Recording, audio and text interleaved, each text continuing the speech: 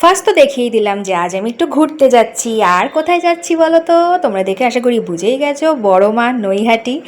আর এই টাইমটাতেও দেখছি সেই একদম আগের দিনের মতন জোয়ার রয়েছে। আর জল দেখে আমাকে কে আটকায়, সাথে সাথে নেমে পড়েছি। আর মাকে বলছি সুন্দর করে ভিডিও করে দিতে।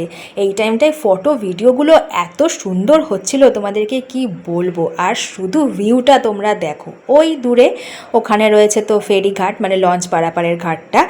আজ ইচ্ছে হচ্ছে একটু লঞ্চটা চড়ি, মানে আজকে ঘুরতে গিয়ে ভাবছি ঘোরাটা ঘোরার মতনই হোক। তাই জন্যে ভাবলাম কি এই সাইডটা তো দেখাই হয়নি কেমন করেছে, টিকিট কাউন্টারটা কি দারুণ করেছে, লঞ্চ ঘাটটাও কত সুন্দর করেছে, মানে নতুনটা আর কি করেছে যেটা। আজকে ইচ্ছে হলো চড়বই চড়বো। চলো, এই দেখো আমি তো এটা দেখে পুরো অবাক, মেট্রোর গেটের মতন গেট করে দিয়েছে এখানে, কি সুন্দর গেটটা খুলে গেল। তারপর হেঁটে হেঁটে ওই লঞ্চের দিকে এগিয়ে যাচ্ছি। এই লঞ্চটা আমার ভীষণ ভালো লাগে। দু ধরনের লঞ্চ আছে, যারা তোমরা ঘাট পারাপার করো জানো।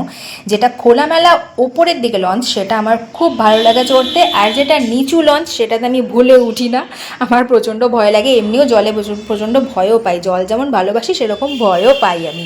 আজকে দেখো মানে ট্রান্সফরমেশনটা কত সুন্দর বোঝা যাচ্ছে। এই একটু আগে দিনের আলোক সুন্দর ছিল, এখন দেখো পুরো সন্ধে নেমে আসছে। আর কত সুন্দর করে মাছকে ভিডিও করে দিয়েছে দেখো আমাকে জাস্ট। তো এইভাবে কিছুই না, জাস্ট ওই পারে গেলাম, একটু লঞ্চটা চড়া হলো, একটু ঘোরা হলো, ওপারে একটু দাঁড়িয়ে টাড়িয়ে আবার চলে আসলাম।